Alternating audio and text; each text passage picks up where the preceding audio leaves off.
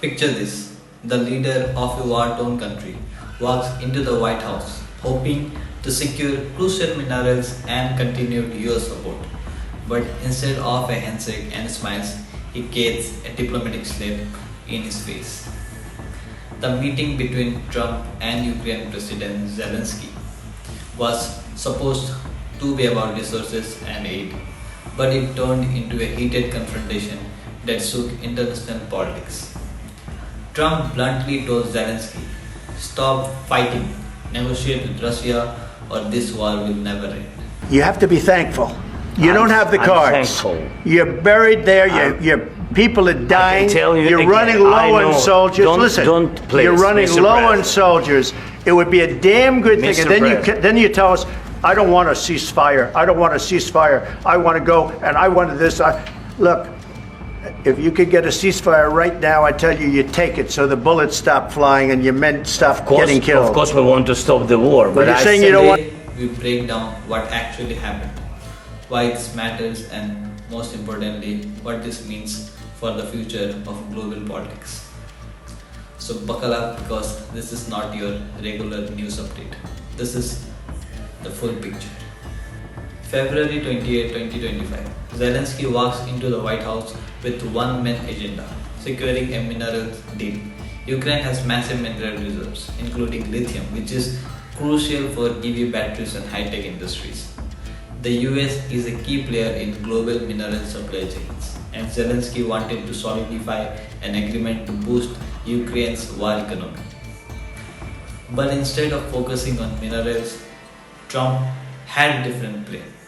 He accused Zelensky of being too stubborn about negotiating with Russia and essentially said, "If you don't start peace talks, this war will drag on forever." You don't have the cards right now. With us, you start having Not cards. playing cards. Right now, you don't. I'm very You're playing serious, cards. Mr. President. You're I'm playing very cards. serious. You're gambling I'm the with the president lives in of war. millions of people. You think- You're gambling with World War What III. what you're You're speaking gambling about? with What you're World speaking War about? III. Zelensky, who has built his entire leadership on resisting Russia, was caught off guard. The conversation escalated, and in a dramatic move, Trump cancelled the mineral deal right then and there. Imagine this: you walk into a meeting expecting financial support, and instead you get told you should just cut a deal with your enemy. That is exactly what happened to Zelensky. A well-known Western think tank stated that Zelensky did not have to do much. He just had to go talk properly, make the deal, and come back. And I think he was absolutely right. I mean, all Zelensky had to do today was put on a tie, show up, smile, say thank you, sign the papers, and have lunch. That's it. And he couldn't do that. And this followed 10 days of being difficult in private, and now one day of being stupid in public. This did not have to go down this way. Okay. And however you feel about why it started, why it's going on, who's right and who's wrong, we can help them in this and come out okay on the other side, and he's making it hard. Now, first of all, I can't believe I'm about to say this, but I actually agree with Scott. Trump's argument is simple. Every war in history has ended with negotiations. The Vietnam War ended with the Paris Peace Accords. World War I ended with the Treaty of Versailles. Even the Cold War ended with diplomatic agreements. And in his view, the Ukraine-Russia war is no different. Trump believes that the longer this war drags on, the more money the US will have to spend and the worse it will get for global economies. Here's what Trump is seeing. America's tired of spending money on this war. The US has already spent over billions of dollars on Ukraine. And with the rising inflation and economic struggles at home, voters are questioning why their tax money is funding a war thousands of miles away. Trump wants to redirect these resources back to America. Russia is not backing down. Putin has made it clear that he is not going to surrender. The war is now a grinding stalemate. Ukraine is struggling to make major advances and Russia is holding its ground. And Ukraine is running out of options. manpower is depleting. Ukraine has already lost over lakhs of soldiers. Official numbers are hidden, but estimates suggest this. Economy is struggling. The war has reduced Ukraine's GDP by over 30%. Weapons are slowing down. Western aid is decreasing and stockpiles are not unlimited. So, from Trump's perspective, the logical choice is to end the war now through negotiations rather than let it drag on for years. Sounds reasonable, right? But here's the flip side. Why Ukraine cannot negotiate? Zelensky's stance is clear. Any negotiation with Russia that allows them to keep occupied Ukrainian land would be a disaster. Here's why. It rewards aggression. If Russia gets away with taking Ukrainian land, what's stopping them from doing it again? Other countries like China with Taiwan might see this as a green light to invade weaker nations. The ghost of the 2014 Crimea deal. Remember what happened in 2014? Russia annexed Crimea and the world just let it happen. Fast forward to today and Putin tried the same trick with Ukrainian land. Ukraine believes that giving up land won't stop the war. It will just delay the next invasion. A Ukrainian girl asked a crucial question to Trump. That what if Russia still does not stop even after negotiation? So this is what he said. What if Russia breaks ceasefire? What if Russia breaks peace talks? What do we do then? I understand that it's a heated conversation right now. What are you saying? She's asking, what if Russia breaks the ceasefire? What if anything? What if a bomb drops on your head right now? Okay? What if they broke it? I don't know. They broke it with Biden because Biden, they didn't respect him. They didn't respect Obama. They respect me. Let me tell Ukraine's people are not going to accept this. 80% of Ukrainians are against negotiations that involve giving up the land. If Zelensky agrees to Trump's suggestion, it could spark internal chaos, maybe even a coup. So while Trump sees negotiation as the fastest way to peace, Ukraine sees it as surrender.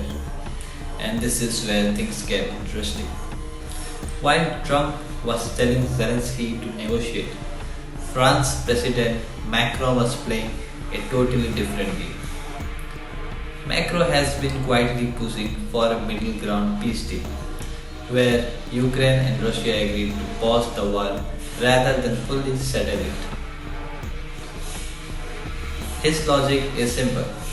A temporary ceasefire could allow Ukraine to rebuild while still keeping its land. Russia might agree to a temporary halt without officially giving up its occupied areas. This could set the stage for a long-term peace process. Macron's move is interesting because he knows that neither side can fully win this war in the near future. And unlike Trump, who wants an immediate deal, Macron is trying to gradually push both sides towards compromise. But will it work? We don't know. After a heated argument between Trump and Zelensky, where Trump insisted on negotiations, European leaders immediately came to Zelensky's support, rejecting Trump's stance. Allies in the last 24 hours echoing that support for Zelensky, from Europe to Australia to Canada. French President Emmanuel Macron posting, "There is an aggressor, Russia. There is a victim, Ukraine." Now the big question here is, was Trump right?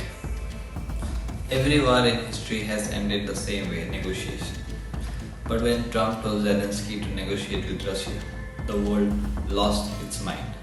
They called him reckless, weak, a traitor. But here's the brutal truth. He is right. Ukraine cannot defeat Russia militarily. The West won't fund this war forever. And the longer this drags on, the more lives will be lost for nothing. This is not about siding with Russia. It's about stopping a war that has already destroyed millions of lives. And let's be honest, has any country truly won a war? The US fought 20 years in Afghanistan, lost. Russia thought it would take Ukraine in weeks, still stuck. The Middle East, war after war, still nothing changes. Ukraine is trapped in the same cycle. They fight bravely, but at what cost? Cities destroyed, people displaced, economy ruined. And here's the truth. This will end in negotiation anyway. So why wait until there is nothing left to fight for? India has been wars before. But what's our strategy? Diplomacy, economic strength, and strategic patience. Kargil war. We won, but we did not scale it. China border disputes. We use strategy, not reckless war. Pakistan tensions. We handled it without burning our country down. Ukraine needs to think like this. The only two features Ukraine has. If they negotiate now, war stops, millions of lives saved. Economy has a chance to recover. Russia makes some concessions. And if they keep fighting, more Ukrainians die. Russia keeps bombing. Western support fails. In the end, they will still have to negotiate. So why drag this out and let more people die? This is not surrender. This is survival. Ukraine is losing more every day. Trump sees it. The world sees it. And deep down even Zelenskyy knows it. At the end of the day, negotiation is not weakness. It is the only way to win. So what happens next?